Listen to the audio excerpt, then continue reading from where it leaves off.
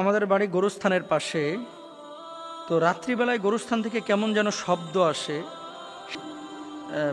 বিষয়টা এটা কিভাবে দেখেন এবং এটাকে আসলে ভালো কিছু না খারাপ কিছু? আমরা তো ভয় পাই, জানলা খুলি না। এমত অবস্থায় আমাদের করণীয় কি? ঘটেন একটা বিষয়, বিশেষ করে রাত্রিবেলায় যে গোরস্থানে কত ঘটনা ঘটে, যাদের বাসাবাড়ি গোরস্থানের পাশে হয়তো বা মাঝে মাঝে টের পান, অনেকে টের পান না। কালীন সময়ে গোরস্থানে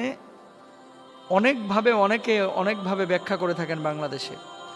আসলে রাসূল আকরাম সাল্লাল্লাহু আলাইহি ওয়াসাল্লামের হাদিসগুলো বিবেচনা করলে আপনি দেখবেন যে কবরের আযাব এটা সত্য, আপনি দেখবেন কবরের জিন্দেগি এটা সত্য। কিন্তু কবরের মধ্যে লাশ সবসময় কিন্তু থাকে না, কখনো লাশ পচে যায়, মাটি খেয়ে ফেলে, হাড়গোড় পড়ে থাকে।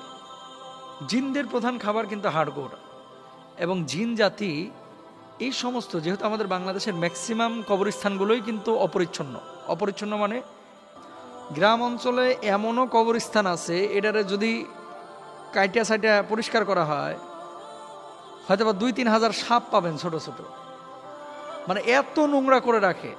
তো এটা স্বাভাবিক, আল্লাহ রাসূল সাল্লাল্লাহু আলাইহি ওয়াসাল্লাম তো বলে গেছেন যে এই যে উপত্যকা, জলাশয়, জঙ্গল, এই জায়গাগুলো হচ্ছে জিনদের আদর্শ জায়গা। তো ভালো জিন তো সবসময় ভালো জায়গায় থাকে না, মানে খারাপ জিন সবসময় খারাপ জায়গায় থাকে, ভালো জিন ভালো জায়গায় থাকে। এরা মানুষকে ওয়াসওয়াসা দিতে পছন্দ করে, ভয় দেখাইতে পছন্দ করে। তো এই জন্য গোরস্থানগুলোকে আপনাদেরকে একটা কথা সবাইকে বলি, বিশেষ করে এলাকা ভিত্তিক যে গোরস্থানগুলো আছে এগুলো আপনারা নিট অ্যান্ড ক্লিন রাখবেন। যদি এই সমস্ত বিড়ম্বনায় পড়তে না চান, পরিষ্কার পরিচ্ছন্ন রাখবেন। জঙ্গল রাখতে হবে গোরস্থানকে, এটা জরুরি না, বা দেয়াল নির্মাণ করে অথবা আপনার ঘিরে রাখতে হবে, জরুরি না, কিন্তু জঙ্গল এগুলো রাখবেন না। অনেক রাত্রিবেলায় যদি এরকম আওয়াজ পান গোরস্থানের পাশ থেকে, আপনারা জানালা খুলবেন না, বরং যেটা করবেন আয়াতুল কুরসি পড়বেন। আয়াতুল কুরসি পড়ে ওর মতো থাক, আপনি আপনার মতো থাকেন। ছাদের মধ্যে হরমর করে শব্দ করতেছে, টিনের ওপরে কে যেন ঢিল মারতেছে, মনে হচ্ছে আম পড়তেছে, ঘোড়ার ডিম, কিচ্ছু নাই, যা দেখতেছে কিচ্ছু নাই, এরকম হয়। এসব ক্ষেত্রে আপনাদেরকে স্থানে সাপ দেখছি, আমার গোরস্থানে গরু দৌড় মারছে দেখছি, আমার গোরস্থানে কি যেন দেখছি, শুরু হয়ে যাবে না। আপনাদেরকে বলি, গোরস্থান পরিষ্কার রাখবেন।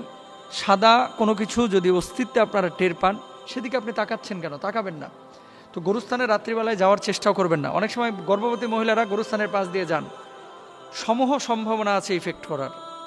প্রেগনেন্ট কোনো মহিলা গোরস্থানের পাশ দিয়ে রাত্রিবেলায় এরকম হেঁটে যাবেন না। আয়াতুল কুরসিটা মুখস্থ করেন, সূরা বাকারাটার আমল করেন, সূরা বাকারার শেষ 3 আয়াতের আমল করেন, কোরআনটাকে নিয়মিত কাছে রাখেন, কোরআন অনুবাদ পড়েন, কোরআন আরবি পড়েন, আর কোরআন